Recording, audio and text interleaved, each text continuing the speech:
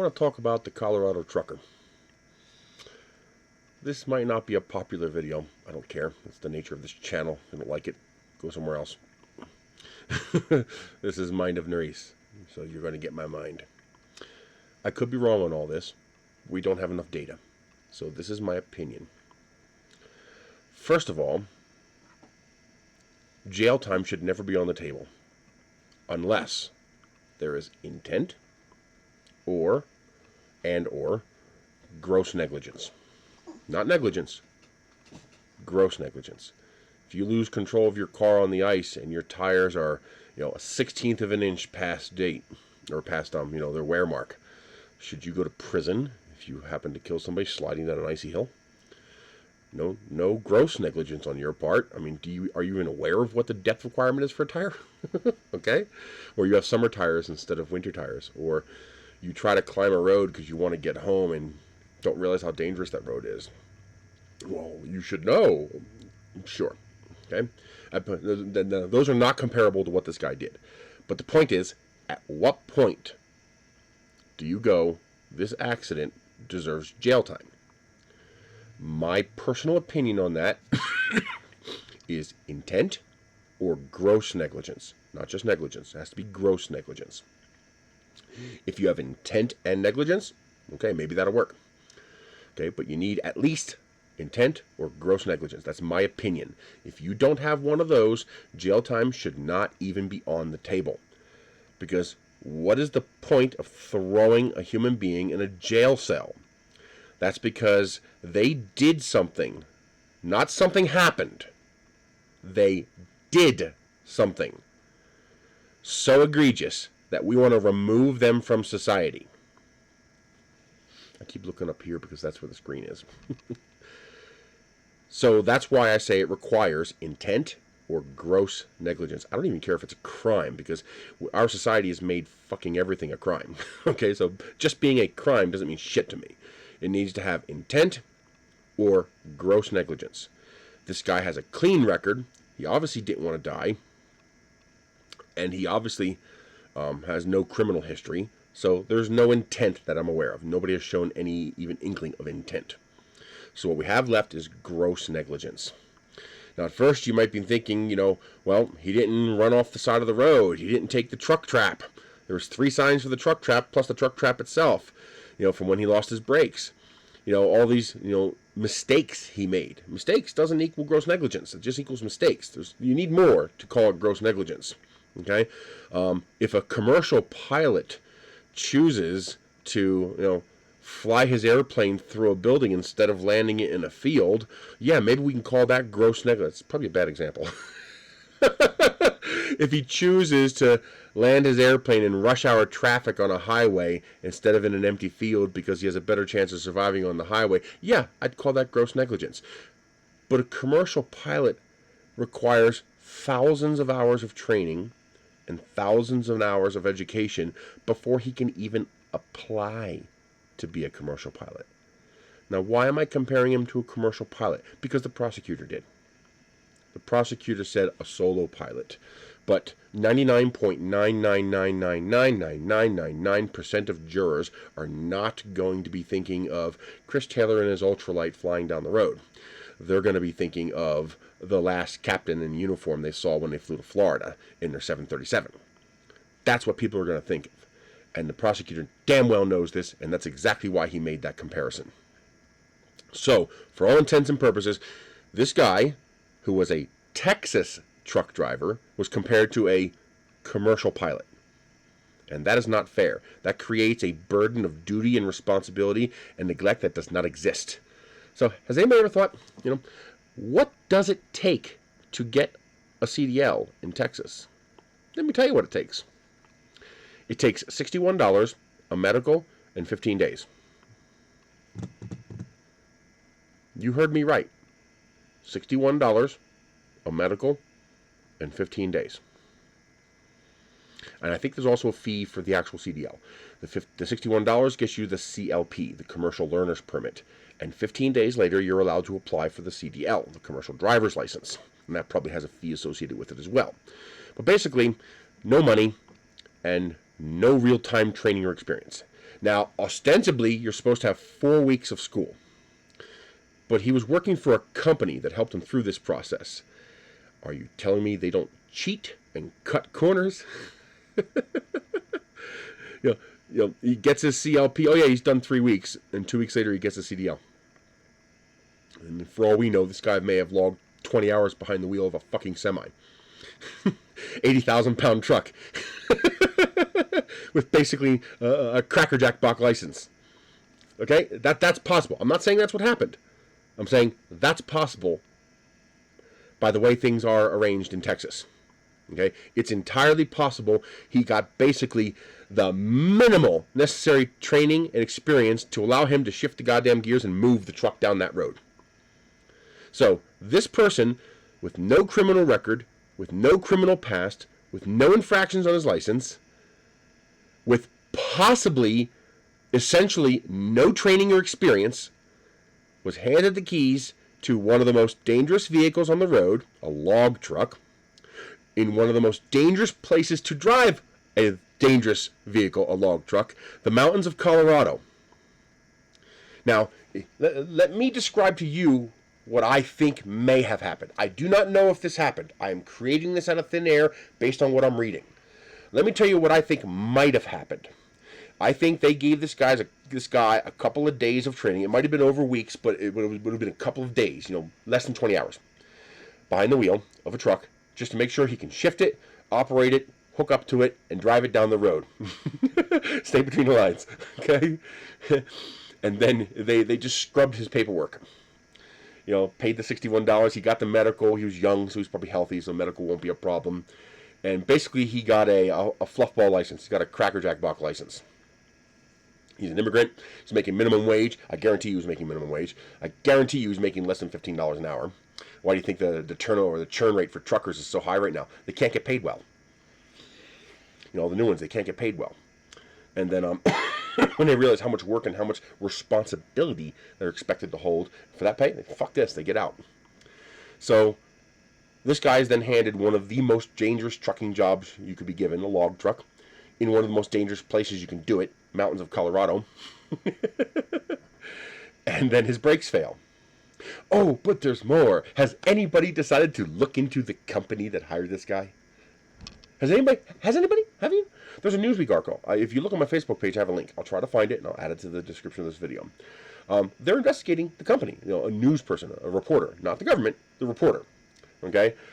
This company has a history, a nasty history of braking connection violations on their trucks. This guy probably doesn't even know what the connections are. He wouldn't know good brakes, bad brakes if you was slapping him in the face. Well, until it's slapping him in the face and he's careening down a fucking Colorado mountain road. 85 miles an hour? Yeah, it don't take long for a truck to get to 85 miles an hour with non-working brakes. That doesn't take long. And then, of course, the moment this happened, right afterwards, the company dissolves itself. They shut down and dissolve the corporation and start a new one. And now they don't answer the phones. Oh, yeah. Well, but there's no fuckery going on here, right? It's all this driver. It's all this immigrant minimum wage, undertrained, unexperienced, probably fraudulent license because they probably lied about his training and he doesn't even know it. He just thinks this is how it works. Yeah, just chuck him under the bus, right? Now, maybe he was grossly negligent. Then he should get some jail time. Okay? But so far, I've seen nothing to indicate gross negligence here. Oh, he said he chose to drive into the people and close his eyes because he had a better chance of living. Well, no fucking shit! If he drives into the semi, it's guaranteed death. Not maybe death, it's guaranteed. 85 miles an hour into a parked semi, you die. So he had an inexperienced, minimum wage, untrained, unskilled worker had to choose between possibly killing people and guaranteeing committing suicide. So you want this immigrant, minimum wage, untrained, unskilled, inexperienced worker to go down with the ship? Yeah, sure, that's gonna work. The only reason the people died is because there was another accident. He ran into another accident that was already there. All right, now, I mean, don't belittle 4 people dying, but blame the right people. Now, if it turns out he was the right person, okay. But I certainly have more than enough data for me to think that he's probably not the person who should be on trial here.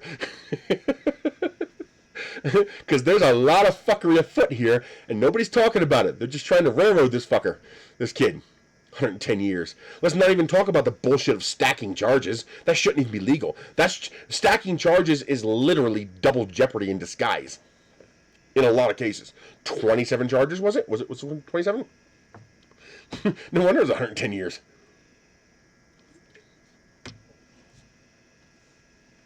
So, people say, well, he passed the truck trap. For those of you who don't know, especially on the more dangerous roads, like Colorado roads, lots of big climbs and big falls, sometimes you don't even need equipment failure, just brake fade. Your brakes get too hot. As the metal gets hotter, the friction is reduced, and the brakes literally just stop working. They're mechanically fine. They just stop working because they're too hot. That's usually inexperience or bad maintenance, which again would be the company's fault, and inexperience, which again would be the company's fault, because they're the one who got him his ticket. And probably didn't train him. I'm not saying that was a fact, but come on. Come on. Look at all the facts here. It's kind of leaning toward that. All right? But yeah, fuck this guy, right? So, this happens every day. It just doesn't normally happen with an 80,000-pound truck. Okay? Go watch some dash cam videos. You'll see a car pull out in front of somebody, and the driver will intentionally turn to keep the car in front of them and hit the car. So you're driving this way and a car pulls out in front of you. What do you see 9 out of 10 people do? They follow the car and hit it. All they gotta do is either go straight or turn this way. Why don't they? Human instinct. It's called it's called getting stuck in a control function loop. Okay? Every decision that you see on the screen happened that quick. All right? The person isn't following the car. The person is turning away from the car that's over here. So they're doing what their instincts tell them to do. Danger. Turn away from danger. Okay? But the danger's moving. So turning away from danger means you're going in the same direction as the danger and you're turning into the danger without realizing it. But we don't have training in this country. Go take a driver's test. Your driver's license is a crackerjack license. We don't have training in this country. You want training? Go to Germany. There they actually train you to drive. And even that is questionably adequate. All right, but at least it's some kind of training. Okay, I think everybody should be required to take and pass substantial defensive driving courses. Like, the kind where they teach you how to skid and steer and tactically avoid shit. That should be mandatory. All right, because it takes training and practice for you to recognize, okay, danger, stop. Yes, there's danger. Don't react yet. What kind of danger? Where's the danger going? What's the danger doing? Most people don't think of that. Most people see danger, react to danger, and then they become stuck in a control function loop. That's why you see people who will brake but not swerve. And you see people who swerve but don't brake. Why didn't they brake? Why didn't they swerve? Because we can't multitask. See danger, react to danger, choose function, execute and follow through with function. That's how human beings work. It takes practice and training to defeat that normal instinctual behavior we have. So, analog brakes didn't decrease the number of accidents. They just changed the kind of accidents we had. So instead of rear endings, we had head-ons. Because before, they couldn't get out of the way because they'd slam on the brakes, the wheels would slide, and they can't turn. Now they can turn, so they hit the oncoming traffic. But you see what I mean, okay? It takes training to realize I can do both. I can change my mind halfway through. And sometimes you see that. Sometimes you see people realize it. You'll see a car pull out, they'll turn this way, and then they'll try to turn back the other way. Because they have enough time to realize, wait a minute, I can change my decision tree. Most people can't. Most people don't. It takes training, practice, or experience, meaning they've had an accident like that in the past, to allow them to now realize, okay, that was the wrong choice. What else can I do? Okay. I don't think this guy got that training. I don't think this guy had that experience. I don't think he had that practice. I think they scrubbed all of his paperwork, flushed him through as a minimum wage worker, got him his ticket, and gave him one of the most dangerous trucks on the road and one of the most dangerous states on the road. And that's not gross negligence. I wouldn't even call that negligence. Because guess when he's going to discover he's inadequately trained? When something goes wrong. Kind of too late. And he probably got stuck in a control function loop. He brakes, shift, brakes, shift. He's trying to brake, he's trying to shift. Neither's working. And with whatever brain capacity he has left, because remember, we can't multitask. With whatever brain capacity he has left, he's trying to avoid and crashing into the cars because he's going faster and faster and faster, and he can't do anything about it. You see it as a slow process. To him, he's frantic. Brakes are not working, shifting's not working, and he gets stuck, and he keeps going back and forth between the two because he lacks the training, practice, and experience to realize he needs to pause for a second. Even though he's careening down the road, pause for a second, look at the bigger picture. These two actions aren't working. What else can I do? He probably had no experience or training to tell him what to do. He probably never saw the truck trap. He probably never even saw the 3 signs for the truck trap. Does he even know what a truck trap is? For those who don't know, I started saying this before and I didn't continue. For those who don't know, a truck trap is basically an escape ramp for trucks. Basically, it's sand, gravel, dirt, it's layers. It's designed to, as gently as feasibly, they are dangerous, as gently as feasibly bring a truck to a stop. As you can well imagine, bringing 80,000 pounds to a stop is kind of hard. It's kind of hard to do it non-destructively. Because if you hit something, you're dead. You want to see what I'm talking about? You want to see what I'm talking about? There's a video. Go do a search for video, do a search for truck passing plow. That should bring it up. I think it's up in Canada. There's this guy, he's driving his truck on the right side, there's a plow coming the other way, and some other BS son of a bitch is trying to pass the plow. And there's wire guides on the side of the road. He can't swerve out of the way. If he goes all the way left, he hits the wire guide and he hits the plow truck. If he goes all the way right, he hits the wire guide and he hits the truck. He is being funneled. He is going to hit one of these two vehicles. And he screams like a little bitch 8-year-old girl as the other truck at the last second gets behind the plow truck and the two trucks scrape alongside each other. Why was he screaming like an 8-year-old bitch little girl? Because his brain has a modicum understanding of physics. And he has enough experience to know if he hits another truck, he's fucking dead. Not maybe, not could be. There is no crumple cage that'll save you. There is no airbags that'll save you. 80,000 pound truck into another truck, you die 100% of the time. And he knew it. He saw his death coming. He knew with absolute certainty, I'm going to die, and there's nothing I can do about it. You'd scream like a little bitch 8-year-old girl too. Or you die in blissful ignorance thinking that some magical thing in your truck is going to save you from a 280,000 pound object hitting. And you wanted this guy to drive into a semi on the side of the road with no experience and training? Yeah. Sure. That's going to happen. Have you ever done the trolley experiment? Have you ever done the trolley experiment? It's a bullshit experiment to try to discredit self-driving cars. It says you're on a track and you're heading toward this group of people, and you're going to kill that group of people. Or you can flip the switch and change tracks, but now you're going to kill this group of people. And so you have to pick which group of people is worth more? By the way, the correct answer to that experiment is do nothing. Because if you do nothing, it's an accident. If you make a choice, it's murder. Because those people are already dead. The people in front of you, they're already dead.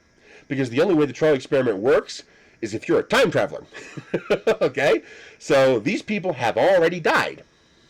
They're dead. In this thought experiment, those people are already dead. You're now going to change the past and murder those people. because those people weren't supposed to be dead. These people were supposed to be dead. You're now choosing to kill those people. That's called murder. But if people die in an accident with no negligence or intent, that's not murder. That's an accident. So the correct answer is do nothing. Now, in his case, you actually expect him to make the choice between drive into the accident and maybe kill people, because he could miss people and not kill anybody, or drive into a truck on the side of the road, guaranteeing his death. Remember, 80,000-pound truck, 85 miles an hour. He hits that stationary truck, he dies. Not maybe, not 90%, not 99%, 100%. He dies. Instantly. It's a fiberglass cab surrounding him. That's it. It's a fiberglass cab. He hits that stationary truck, he's dead.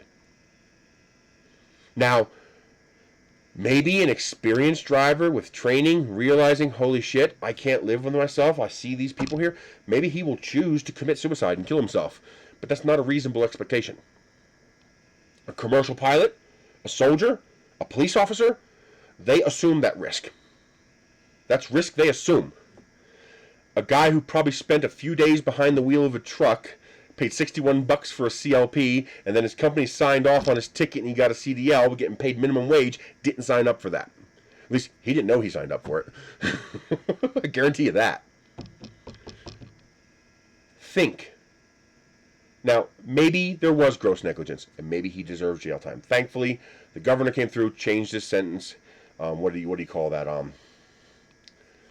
Basically, he changed it to 10 years. And I think even 10 years is too much. If there's no gross negligence.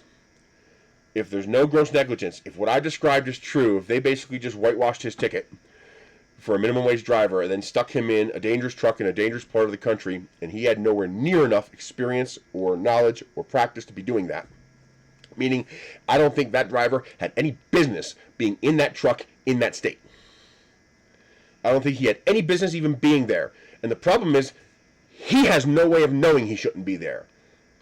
It's up to the people who are training him and hiring him. They have the experience to go, yeah, we don't want to send the newbie down that road. He's got 10 hours behind the truck wheel. No. We send the experienced guy who's done that route before. Okay? Okay. If that's the case, there's no gross negligence. There shouldn't be any jail time. Because based on my assumptions of his experience and knowledge, he didn't do anything wrong. From his perspective, it was unavoidable. Okay? But everybody wants to, throw this guy under the bus because 4 people died. Well, if what I'm saying is true, we don't know that because nobody brought it up. If what I'm saying is true, then you put the people at the company who whitewashed his requirements and then sent the newbie with one of the most dangerous trucks on the road on one of the most dangerous roads in the country, you put them in jail for 110 years. Because that is intent. That is gross negligence.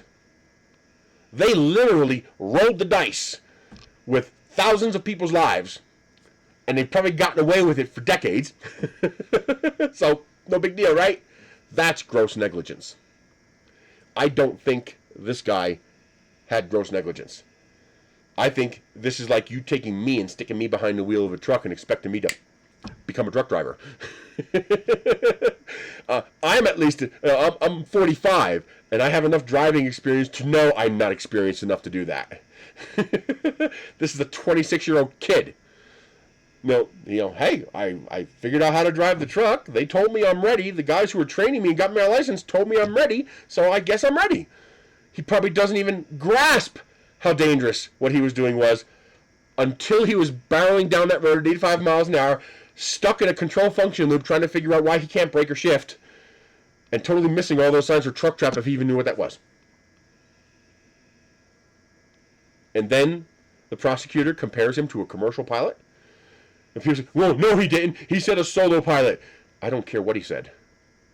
The moment he uttered the word pilot, he was comparing that guy with a commercial airline pilot. Because 99.9999999999999% of anybody you put on a jury unless they are a pilot. They're not going to think Joe Schmo with his Cessna 182. They're thinking the guy in uniform flying the plane, taking them to Florida or Hawaii. And that's the comparison they're going to make. And the prosecutor knew that. And his defense sounds like it was total bullshit. Am I right? I don't know. But the fact that we don't have enough information to determine that should be making you question this situation. It should be making you ask questions. This is not about should we get punishment for the death of these people. You're wrong the moment you think that. Okay, because this is not about getting vengeance. This shouldn't be about vengeance. This should be about justice. And if there is no intent, and if there is no gross negligence, throwing someone in jail is not justice. You're just creating another criminal whose life you're going to destroy. For no reason. For no gain. There's no benefit. Okay, the justice system should not be looking at getting justice for the individual. The justice system should be looking at what is good for everybody. What is good for society. Taking dangerous people off the road is good for society.